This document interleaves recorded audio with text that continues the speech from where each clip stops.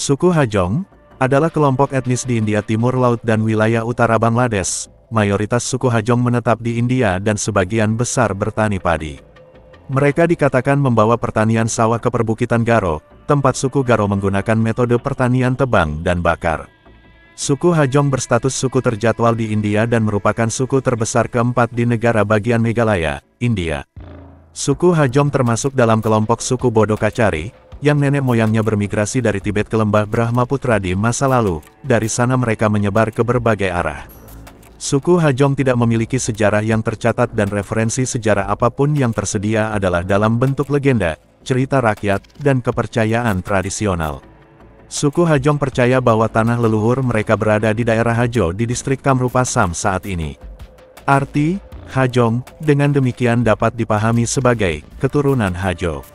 Dipercayai bahwa 12.000 suku Hajong melarikan diri dari Hajo dan menetap di kaki bukit utara perbukitan Garo. Dari sana, mereka secara bertahap memperluas pemukiman mereka ke arah tenggara, di sepanjang kaki bukit perbukitan Garo dan perbukitan Hasi Jaintia.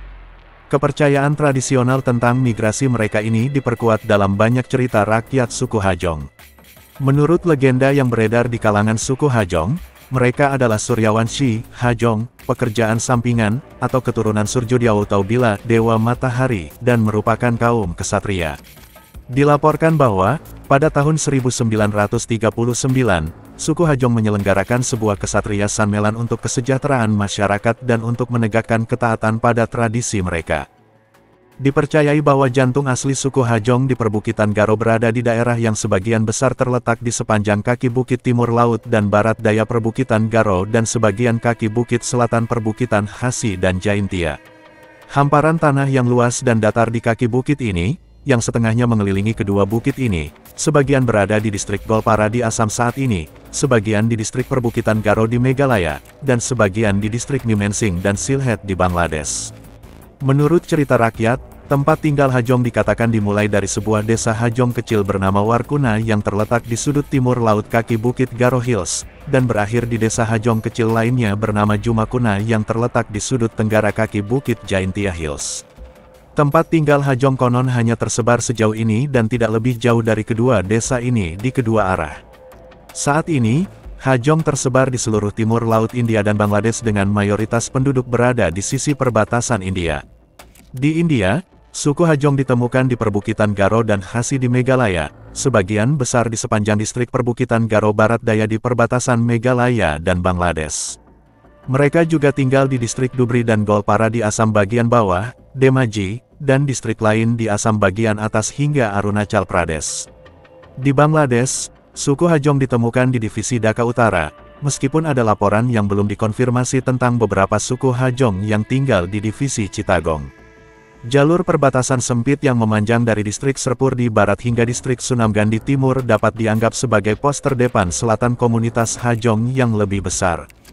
Bahasa Hajong tergolong bahasa Indo-Arya.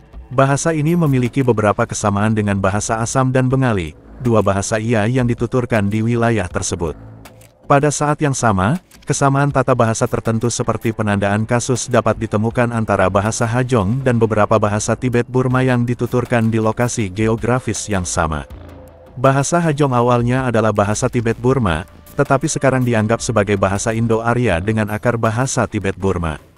Bahasa ini dituturkan oleh lebih dari 175.000 etnis Hajong. Bahasa ini ditulis dalam aksara Nagari Timur. Bahasa ini memiliki banyak kata serapan dari bahasa Sanskerta. Fonologi bahasa Hajong memiliki vokal tambahan yang tidak ada dalam bahasa Indo-Arya lainnya, tetapi khas untuk keluarga bahasa Tibet-Burma. Fonologi bahasa Hajong memiliki 23 fonem konsonan, 8 fonem vokal, dan 2 aproksiman yang memiliki beberapa karakteristik konsonan yaitu W dan J, yang bertindak sebagai diftong, meliputi harmoni vokal dan penghilangan konsonan akhir. Menurut salah satu dari beberapa hipotesis, bahasa Hajong memiliki asal-usul Sino-Tibet yang direfleksikan oleh Bengali kuno, dan beberapa petunjuk tentang asal-usulnya dapat ditunjukkan melalui penanda kasus di Hajong. Suku Hajong dikenal dengan gaun tenun mereka. Suku Hajong dikenal dengan tenun dan kerajinan tangan mereka. Kegiatan rumit mereka masih dilestarikan dan diwariskan dari generasi ke generasi, meskipun mungkin ada perubahan kecil dalam gaya hidup dengan pengaruh gaya hidup Barat. Menenun merupakan pekerjaan rumah tangga integral yang penting bagi para wanita dan sebagian besar waktu orang dapat melihat wanita Hajong mengizinkan dan mengenakan pakaian tradisional mereka. Ini adalah salah satu fitur penting yang diamati dalam kelompok etnis ini dan itu mengungkapkan rasa sayang mereka terhadap nilai-nilai tradisional mereka. Wanita Hajong merasa bangga bahwa mereka dapat mengizinkan pakaian mereka sendiri dan juga pakaian anak-anaknya dan anggota keluarga. Bagi para gadis, pengetahuan tentang jaminan dianggap sebagai peristiwa utama sebelum menikah, tetapi karena pengaruh barat, tradisi ini tidak dipatuhi secara ketat oleh wanita yang belum menikah. Setiap rumah tangga memiliki alat tenun tradisional yang disebut bana. Ada dua jenis alat tenun tradisional, salbana dan sipnibana. Sipnibana hanya dioperasikan dengan tangan dan tidak memerlukan penggunaan kaki. Wanita suku ini terutama mengenakan patin, rok melingkar yang menutupi bagian atas dan bawah tubuh dari dada sampai betis. Wanita di kelas atas mengenakan patin panjang yang jatuh ke lantai sementara wanita di kelas bawah mengenakan patin yang lebih pendek yang panjangnya mencapai pergelangan tangan kaki. Patin adalah sepotong kain persegi panjang berwarna-warni bergaris horizontal dengan lapisan bergantian warna yang berbeda antara garis-garis merah dan tepi horizontal tebal. Patin, juga disebut pate atau patni, terdiri dari dua set garis utama, kan dan gao. Jika patin diamati dengan garis-garis yang sejajar dengan pemandangan kota, sepertinya berada di ujung atas dan bawah patin, sedangkan gao adalah bagian tengah patin yang lebih besar. Merah adalah warna utama yang digunakan dalam ranga patin, yang dikenakan oleh wanita muda, sementara wanita setengah baya tampak mengenakan patin dengan garis-garis yang lebih kecil dalam nuansa hijau. Kaum perempuan, saat bekerja di ladang menggunakan kompes sebagai banong atau ikat pinggang. Kompes adalah selendang brokat yang sebagian besar digunakan oleh kaum pria, tetapi kaum perempuan sering menggunakannya untuk mengikat pinggang mereka. Kaum lelaki mengenakan sepotong kain tenun yang disebut ningti atau bija kapur, yang dikenakan dengan gaya dhoti. Selama musim dingin, baik pria maupun wanita menutupi tubuh mereka dengan selendang brokat tradisional yang disebut ergon, dan kaum lelaki menjaga leher mereka tetap hangat dengan kompes. Jenis pakaian lain yang digunakan oleh kaum Hajong adalah gamsa yang mirip dengan ngamosa dan pasra dari Assam, selendang tipis yang disulam. Buksuli adalah kemeja tradisional yang digunakan oleh kaum pria. Wanita Hajong, baik muda maupun tua, lebih suka memikat diri mereka dengan ornamen tradisional. Ornamen utama Hajong terbuat dari perak, sementara penggunaan emas bahasa Indonesia, gading bahasa Indonesia, koral, dan kerang juga telah diamati. Secara tradisional, semua ornamen yang mewah adalah milik wanita suku ini. Pria hanya boleh mengenakan cincin kawin yang disebut manik angti dan rantai emas. Meskipun pria dapat terlihat mengenakan benang merah di pinggang mereka yang disebut basta atau baita, lugun di bahu kiri mereka, dan rosario yang terbuat dari kayu pohon cendana, apel emas, dan kemangi suci. Wanita yang sudah menikah mengenakan gelang kerang yang disebut haka dan cincin kawin, manik angti. Suku Hajong pada awalnya diuraikan dalam 6 suku. Generasi sekarang hampir tidak menyadari bahwa sistem suku ini pernah ada di masa lalu. Asal-usul suku-suku ini dapat ditelusuri kembali ke 12.000 suku Hajong yang telah melintasi sungai Brahmaputra dan memasuki perbukitan Garo dari Hajo. Keturunan dari 12.000 orang ini terbagi dalam 6 kelompok di bawah kepemimpinan 6 kepala suku, Harang, Bajalu, Manik, Teper, Satodol, dan Manji. 6 suku ini diberi nama sesuai dengan nama kepala suku tersebut. Klan Hajong secara formal diorganisasikan atas dasar eksogami matrilineal. Mereka dibagi menjadi beberapa klan matrilineal yang disebut nikni. Meskipun Hajong adalah suku endogami, eksogami klan dipraktikkan di mana seseorang tidak menikah dengan seseorang termasuk dalam nikni yang sama. Telah didokumentasikan bahwa siapapun yang tidak dapat menyebutkan nikninya diejek dan dikatakan telah menjadi bagian dari gugu nikni. Kata gugu dalam Hajong berarti merpati, sejenis merpati pembohong. Merpati hanya membiakkan 2 keturunan sekaligus. Kedua anak burung ini tumbuh untuk kawin satu sama lain meskipun merupakan saudara kandung.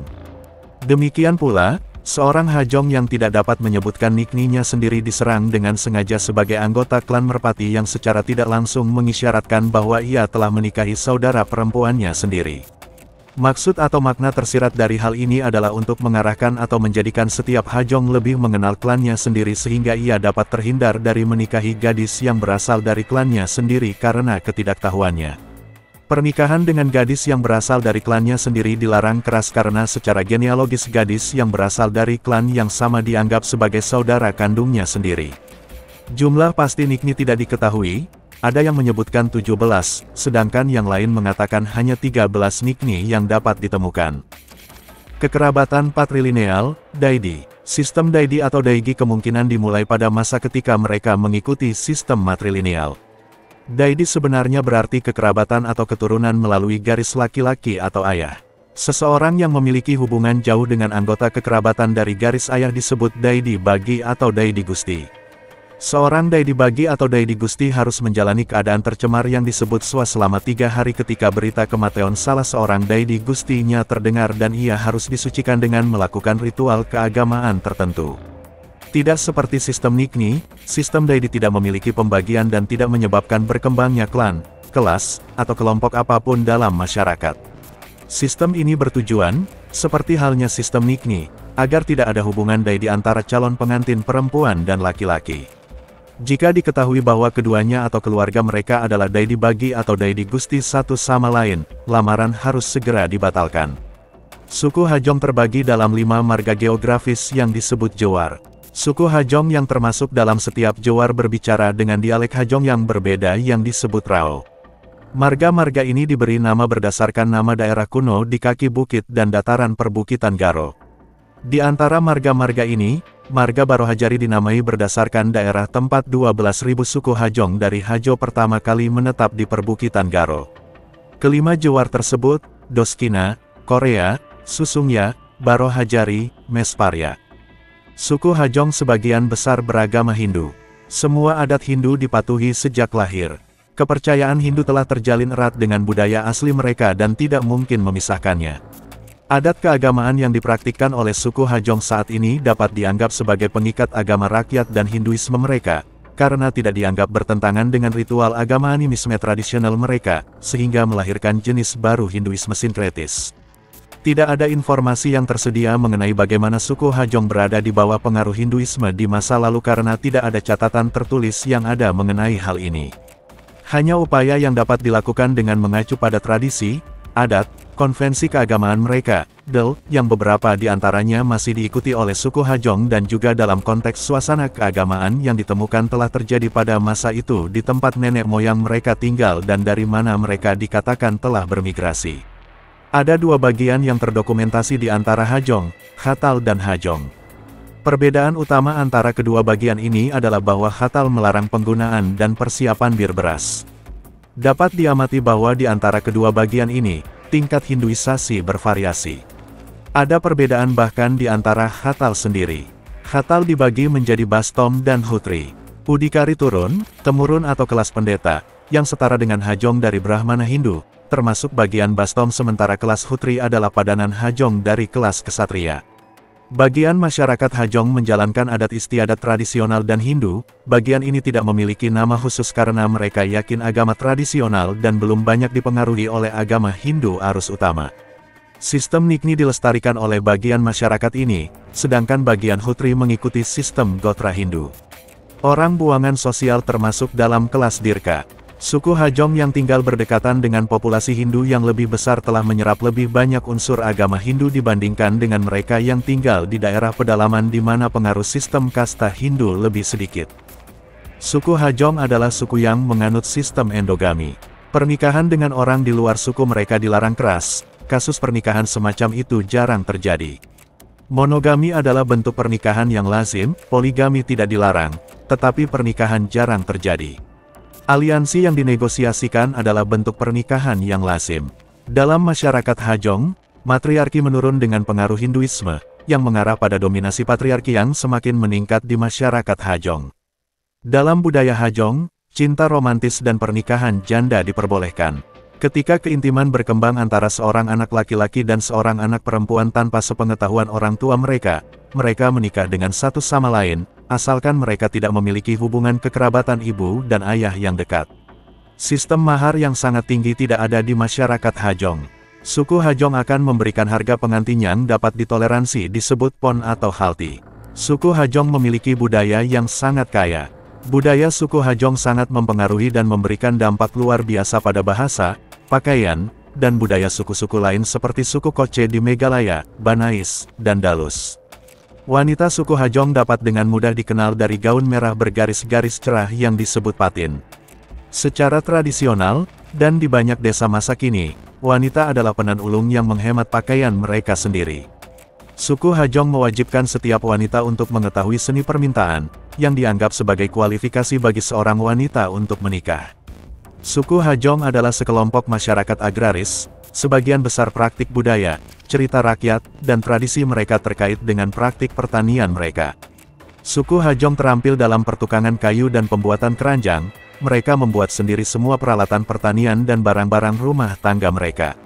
Selain peralatan yang dibutuhkan untuk cocok menanam padi, rumah tangga suku Hajong memiliki banyak peralatan memancing dari bambu. Di desa Hajong, kecuali rumah seorang udikari, semua rumah lainnya memiliki pola yang hampir sama dengan ukuran yang berbeda. Skenario memiliki alas tanah dan 2 atap jerami di kedua sisinya umum di setiap desa Hajong. Bambu dan kayu kadang-kadang digunakan. Lantainya dari tanah dan dindingnya terbuat dari bambu yang dibelah yang diplester dengan kotoran sapi. Mag Mas, Januari-Februari, dan Palgun Mas Februari-Maret, adalah 2 bulan yang paling baik untuk membangun rumah baru. Pada periode ini, mereka bebas dari pekerjaan pertanian. Rumah-rumah tradisional Hajong terdiri dari bangunan-bangunan terpisah yang berpusat di halaman. Hajong biasanya membangun 4 atau 5 rumah di keempat sisi yang melindungi bagian tengah halaman. Halaman tersebut digunakan sebagai ruang untuk upacara keagamaan. Dapur dibangun terpisah dari tempat tinggal utama. Ada halaman umum di setiap rumah tangga yang digunakan untuk mengirik gandum setelah panen. Makanan pokoknya adalah nasi yang dimakan dengan kacang lentil dan sayuran. Untuk acara-acara khusus, beras digiling menjadi bubuk halus dan digunakan untuk membuat kue beras kukus atau goreng yang disebut pita. Daging kura-kura secara tradisional merupakan daging favorit. Seni Hajong meliputi birapat cita yang dilukis di dinding Aero Gor oleh Aero selama upacara pernikahan. Dalam birapat cita yang juga disebut Candila Akawa, matahari, bulan, bintang, burung, perahu, dan tandu dilukis dengan beras bubuk pitli, merah tua, dan kol. Karya seni lainnya dilakukan dalam persiapan Mer untuk Maroi Puja. Dalam Mer, berbagai dewa dan dewi serta benda-benda kekayaan lainnya dilukis, dimaksudkan untuk pemujaan Dewi Ular Kani Diao. Seni rakyat populer lainnya di antara para Hajong adalah pemotongan kertas. Potongan kertas dengan desain yang rumit digantung di pintu selama pernikahan dan acara-acara perayaan lainnya. Pohon pisang seremonial sering didekorasi dengan potongan kertas yang rumit. Pusna adalah salah satu festival terpenting yang dirayakan oleh suku Hajong untuk menandai berakhirnya musim dingin dan bulan Pus. Ini adalah perayaan Makar Sakranti, dengan pesta yang berlangsung selama seminggu. Orang Hajong merayakan festival Hindu seperti Durga Puja dan Kamahya Puja. Mereka juga merayakan beberapa festival tradisional. Ritual tradisional dilakukan oleh seorang diushi atau nungtang, seorang dukun Hajong. Bastu Puja, sebagai salah satu festival tradisional, tidak melibatkan penyembahan berhala dan dirayakan di daerah di luar lokasi desa, yang disebut Bastu Hali atau Bastu daripada. Dalam Bastu Puja, kura-kura dan merpati dikorbankan untuk Bastu Diao. Festival lain disebut Chormaga di Mimensing dan Chorhila di India. Chorhila dirayakan selama bulan Oktober di distrik perbukitan Garo Barat Daya Meghalaya. Selama festival ini, sekelompok anak muda berkeliling setiap rumah di desa, atau dari desa ke desa, memainkan musik dan menyanyikan lagu-lagu daerah, terkadang cerita dari Ramayana. Para pihak yang menerima sejumlah beras atau uang sebagai ketidakseimbangan atas penampilan mereka. Karena setiap orang, baik muda maupun tua, datang untuk menonton pertunjukan, ini dianggap sebagai kesempatan untuk melihat calon pengantin. Suku Hajong juga merayakan festival panen pramusim hujan yang dikenal sebagai Biswa. Puja Kani, Puja Katka, juga dilakukan pada hari terakhir bulan Srabon dan Kati. Hari Sarat Purnima dikenal sebagai Kujai Gor di antara suku Hajong.